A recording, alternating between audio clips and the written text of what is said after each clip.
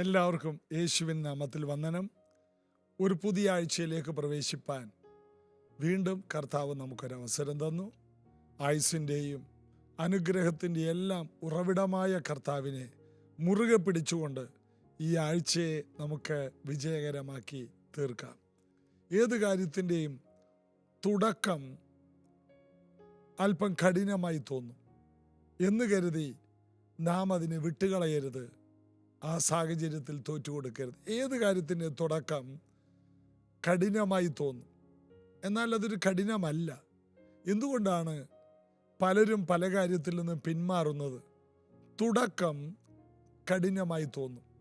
അതിനുള്ള കാരണങ്ങളുണ്ട്. ഒരു കാര്യം കഠിനമായി തോന്നാൻ കാരണം പെട്ടെന്ന് നമ്മൾ ഒരു കംഫർട്ട് സോണിൽ നിന്ന് പുറത്തു വരേണ്ടി വരും.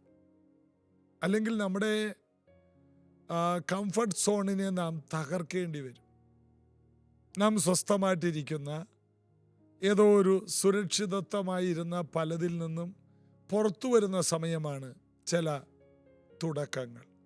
അതുകൊണ്ട് നമ്മൾ വളരെയധികം അസ്വസ്ഥരാകും. 2, പുതിയ കാര്യങ്ങൾ ശീലിച്ചു വരുവാൻ സമയമെടുക്കും. രണ്ടാമത്തെ കാര്യം അതാണ്. പുതിയ കാര്യങ്ങൾ ശീലിച്ചു വരുവാൻ സമയമെടുക്കും.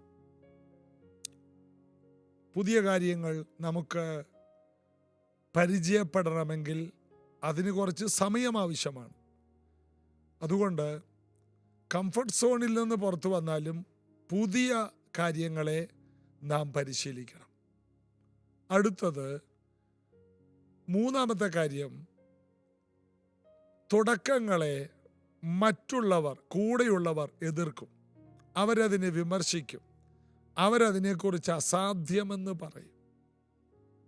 എന്നാൽ ചെറിയ തുടക്കങ്ങളെ ഇഷ്ടപ്പെടുന്ന ആരെങ്കിലും ഉണ്ടോ? ഉണ്ട്. അത് കർത്താവാണ്. അതുകൊണ്ട് സെക്കരിയാവ് 4 പറയുന്നു, സർവ്വഭൂമിയിലും ഊടാടി ചെല്ലുന്ന ദൈവത്തിൻ്റെ കണ്ണ് സെരുബാബേലിൻ്റെ കയ്യിലുള്ള തൂക്കുകട്ട കണ്ട് സന്തോഷിക്കുന്നു. അവൻ ജയമായി തീരും. അവൻ ദേവാലയം പണിയും.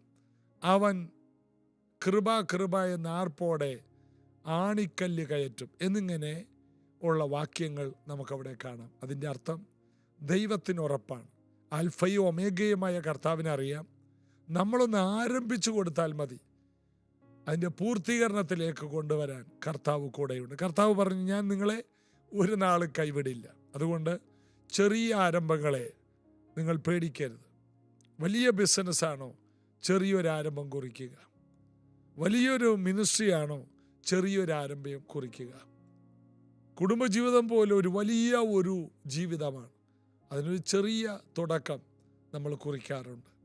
ഇതുപോലെ ഏത് വലിയ കാര്യത്തിനും ഒരു ചെറിയ ആരംഭമുണ്ട്. കംഫർട്ട് സോണിൽ നിന്ന് പുറത്തു വരണം, പുതിയ കാര്യങ്ങൾ ശീലിക്കണം, മറ്റുള്ളവരുടെ അഭിപ്രായങ്ങളിൽ നമ്മൾ ഒതുങ്ങിപ്പോകരുത്. അങ്ങനെയെങ്കിൽ നമ്മൾ ആരംഭിക്കുന്ന പല കാര്യവും ജയകരമായി പൂർത്തിയാക്കാൻ കർത്താവ് നമ്മെ ശക്തീകരിക്കും.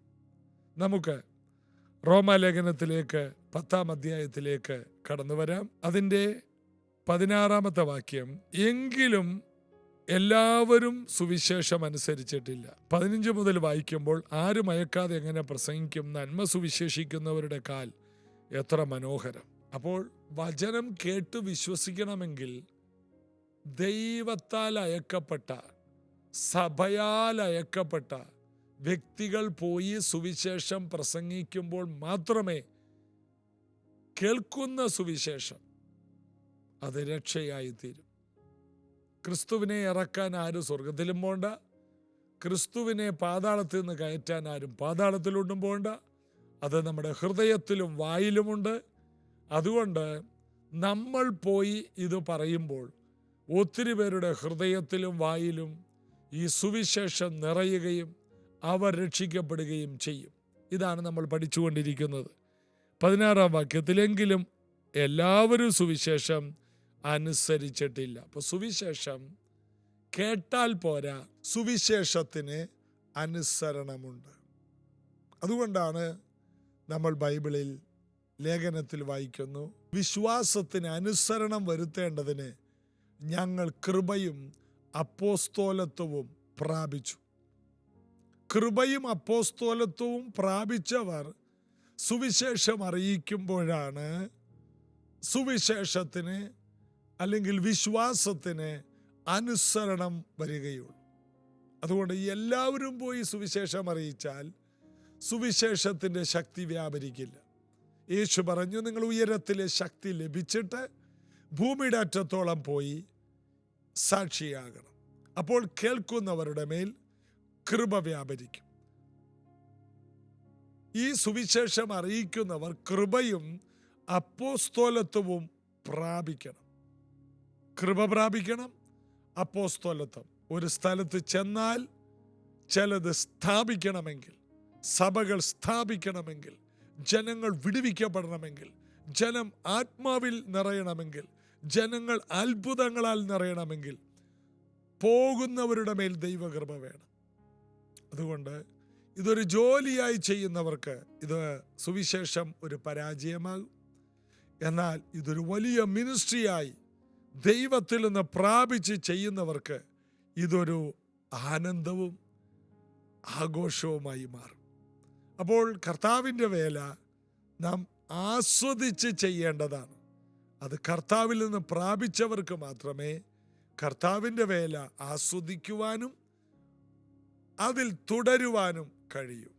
അതിനുള്ള കൃപ ദൈവം തരട്ടെ. അവിടെ നമ്മൾ വായിച്ചതെങ്കിലും എല്ലാവരും സുവിശേഷം അനുസരിച്ചിട്ടില്ല. സുവിശേഷം അനുസരിക്കുമ്പോൾ വിശ്വാസമുണ്ടാകും, അത്ഭുതങ്ങളുണ്ടാകും. ഒരാൾ കർത്താവിൻ്റെ വചനം കേട്ട് അനുസരിക്കുമ്പോൾ, എൻ്റെ വചനം കേട്ട് പ്രമാണിക്കുന്നവൻ ആഴത്തിൽ കുഴിച്ച് പാറമേൽ അടിസ്ഥാനമിട്ട് പണിത ബുദ്ധിയുള്ള മനുഷ്യനാണ്. കാറ്റടിച്ചാലും പേമാരി പെയ്താലും നദികൾ പൊങ്ങിയാലും ദൈവവചനം അനുസരിച്ച് ജീവിക്കുന്നവൻ്റെ വീട് വീഴില്ല. ദൈവവചനം കേട്ടാൽ പോരാ, ദൈവവചനം അനുസരിക്കുവാൻ നമുക്ക് കഴിയണം. ദൈവവചനം കേട്ട ഫിലിപ്പോസിൻ്റെ വായിൽ നിന്ന് വചനം കേട്ട ഷണ്ണൻ പറയുകയാണ്, ഇതാ വെള്ളം, സ്നാനമേൽക്കാൻ എന്ത് വിരോധം? നീ പൂർണ്ണ ഹൃദയത്തോടെ വിശ്വസിക്കുന്നു എങ്കിൽ ആകാമെന്ന് ഫിലിപ്പോസ് പറഞ്ഞപ്പോൾ ഞാൻ വിശ്വസിക്കുന്നു എന്ന് പറഞ്ഞു. അങ്ങനെ തേര് നിർത്താൻ ഷണ്ണൻ കൽപ്പിച്ചു. ഇരുവരും വെള്ളത്തിലിറങ്ങി. വെള്ളമുള്ളൊരു സ്ഥലമായിരുന്നു ആ സ്ഥലം. വെള്ളമുള്ള സ്ഥലം വരെ ഫിലിപ്പോസ് ഷണ്ണൻ്റെ കൂടെ തേരിൽ യാത്ര ചെയ്തു. അപ്പോൾ അനുസരിക്കും വരെ, അനുസരണത്തിൻ്റെ ഒരു സ്ഥലം വരെ ചിലരുടെ കൂടെ യാത്ര ചെയ്യാൻ നമുക്ക് കഴിയണം. സുവിശേഷം അറിയിച്ച ഉടനെ ദൈവത്തിൻ്റെ ആത്മാവ് അവനെ എടുത്തുകൊണ്ട് പോയെന്നല്ല, അനുസരണം വരുത്തിയപ്പോൾ ഇരുവരും വെള്ളത്തിലിറങ്ങി. പൂർണ്ണ ഹൃദയത്തോടെ വിശ്വസിച്ച ഷണ്ണനെ ഫിലിപ്പോസ് സ്നാനപ്പെടുത്തി കയറിയപ്പോൾ ദൈവത്തിൻ്റെ ആത്മാവ് അവനെ എടുത്തുകൊണ്ട് പോയി. അനുസരണം വരെ നാം ചിലരുടെ കൂടെ നിന്നാൽ മതി. അവർ സുവിശേഷത്തെ വിശ്വസിക്കണം, അനുസരിക്കണം. ഇത് ദൈവത്തിൻ്റെ ഹിതമാണ്. ഒരു വ്യക്തിയെ അനുസരണത്തിലേക്ക് കൂടി നാം നയിക്കാൻ കടപ്പെട്ടവരാ. അല്ലെങ്കിൽ വെറുതെ സുവിശേഷം അറിയിച്ചു പോകുന്നു, ആരും രക്ഷിക്കപ്പെടുന്നില്ല എന്നൊരവസ്ഥയിലൂടെ നാം തുടരും. എന്നാൽ ഇവിടെ നമ്മൾ വ്യക്തമായി കണ്ടത് അനുസരണത്തിൻ്റെ ശക്തി ഫിലിപ്പോസിലുണ്ടായിരുന്നു. ഫിലിപ്പോസ് പറഞ്ഞ വചനം ഷണ്ണൻ്റെ ഹൃദയത്തെ തൊട്ടു. അവൻ അനുസരിക്കാൻ തയ്യാറായി. അങ്ങനെ സ്നാനപ്പെട്ടു. പരിശുദ്ധാത്മാവ് ഫിലിപ്പോസിനെ കൊണ്ടുപോയി. ഷണ്ണൻ സന്തോഷിച്ചുകൊണ്ട് തൻ്റെ വഴിക്ക് പോയി. രക്ഷയുടെ സന്തോഷവുമായി ഷണ്ണൻ മടങ്ങിപ്പോയി. ദൈവരാജ്യത്തിൻ്റെ സന്തോഷവുമായി ഷണ്ണൻ മടങ്ങിപ്പോയി. അതാണ് അവിടെ നാം കാണുന്നത്. അവിടെ ഷണ്ണൻ്റെ കൂടെ ഒരാഴ്ച പാർത്തെന്നു. അവിടെ ഷണ്ണൻ്റെ വീട്ടിൽ സഭ ആരംഭിച്ചെന്നു ഒന്നും പറയുന്നില്ല. എന്നാൽ ശരിയായ ഒരാൾ രക്ഷിക്കപ്പെട്ട് കഴിഞ്ഞാൽ ആ വ്യക്തി പോകുന്നിടത്ത് സഭയുളവാകും. അവിടെ ഒരു കുടുംബം പണിയപ്പെടുന്നത് മാത്രമല്ല, ഒരു സഭയുളവാകും. കൊർന്നല്യോസിന്റെ വീട് ജാതികളുടെ ആദ്യത്തെ സഭയായി അത് തീരുകയാണ്. പൂർണ്ണ ഹൃദയത്തോടെ ഒരാൾ വിശ്വസിച്ച് കർത്താവിൻ്റെ വചനത്തെ അനുസരിക്കുമ്പോൾ അവിടെ ദൈവരാജ്യത്തിൻ്റെ പദ്ധതികൾ രൂപപ്പെടുകയാണ്. ഇന്നിത് കേൾക്കുന്ന ഓരോ വ്യക്തികളും ഒരു സഭയായി മാറാൻ വിളിക്കപ്പെട്ടവരാണ്. നിങ്ങൾ പാർക്കുന്ന ദേശത്ത് എത്ര കഠിനമായ സ്ഥലമാണെങ്കിലും അവിടെ ഒരു അത്ഭുതം സൃഷ്ടിക്കുവാൻ ദൈവം നിങ്ങളെയാണ് അത്ഭുതകരമായി ആക്കിയിരിക്കുന്നത്.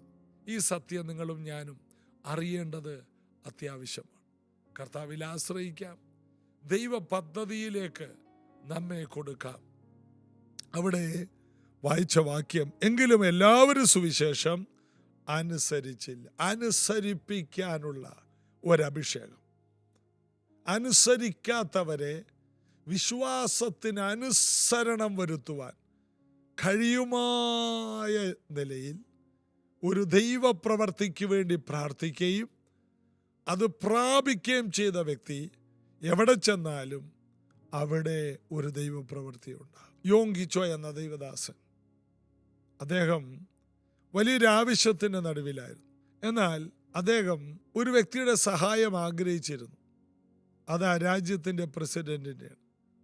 അങ്ങനെ ഇരിക്കുമ്പോൾ ആ രാജ്യത്തിലെ പ്രസിഡന്റിൻ്റെ ഭാര്യ സഭയിൽ വന്നു. അന്ന് യോങ്കിച്ചോ അവര് വിശ്വസിക്കുവാൻ തക്കവണ്ണം പ്രസംഗിച്ചു എന്നാണ് അവിടെ പറയുന്നത്. അതിശക്തമായി അന്ന് അവർ രക്ഷിക്കപ്പെട്ടു. പിന്നത്തേതിൽ പ്രസിഡന്റിൻ്റെ അമ്മായിയമ്മ ചർച്ചിലാണ് വരുന്നേ. അതുകൊണ്ട് ഈ അമ്മായിയമ്മയെ കൊണ്ട് മരുമകളെ സ്വാധീനിച്ച്, മരുമകളെ കൊണ്ട് പ്രസിഡന്റിനെ സ്വാധീനിച്ച് ചർച്ചിൻ്റെ ചില കാര്യങ്ങൾ ചെയ്തത് ഞാൻ അദ്ദേഹം എഴുതിയൊരു പുസ്തകത്തിൽ വായിച്ചിട്ടുണ്ട്. അപ്പോൾ ചിലരെ വലിയ കാര്യങ്ങൾ ചെയ്യാൻ കൊണ്ടുവന്നിരിക്കുന്ന, അപ്പോൾ ആ വ്യക്തിയെ വിശ്വാസത്തിലേക്ക് വേണമെങ്കിൽ നമുക്ക് നയിക്കാമോ? നമ്മൾ ഉഴപ്പിയാൽ അവർ വിശ്വാസത്തിൽ നിന്ന് പോകും.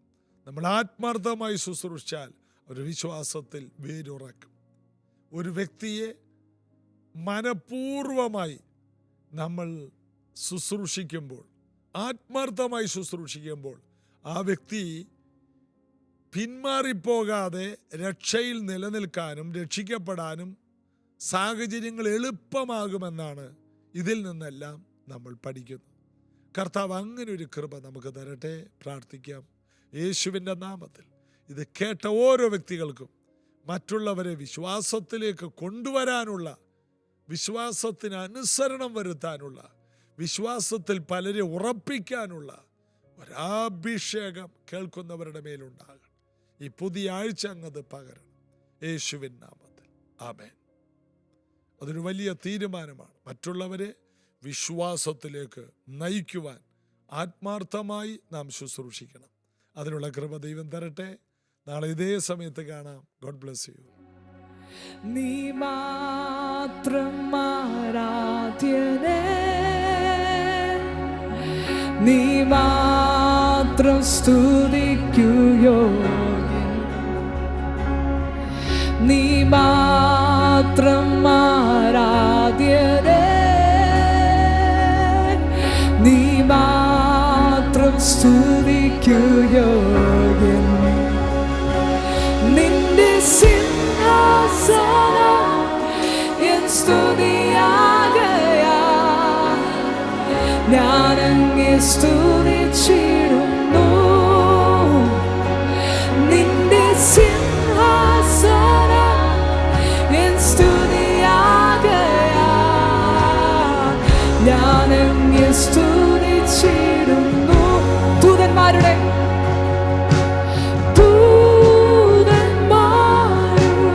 ആരാധന പാത്രമേ,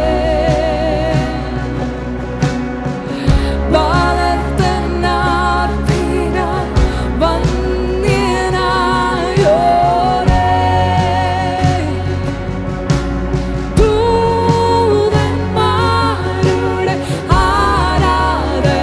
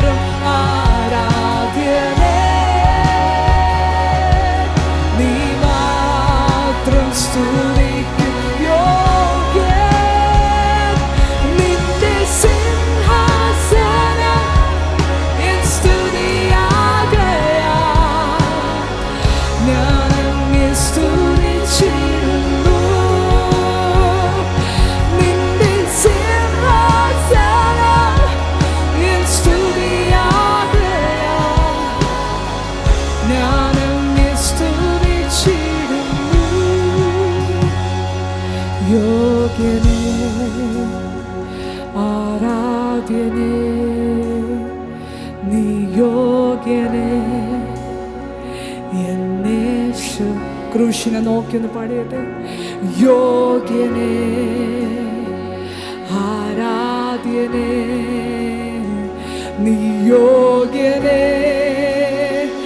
എന്നേശുവേ യോഗ്യനേ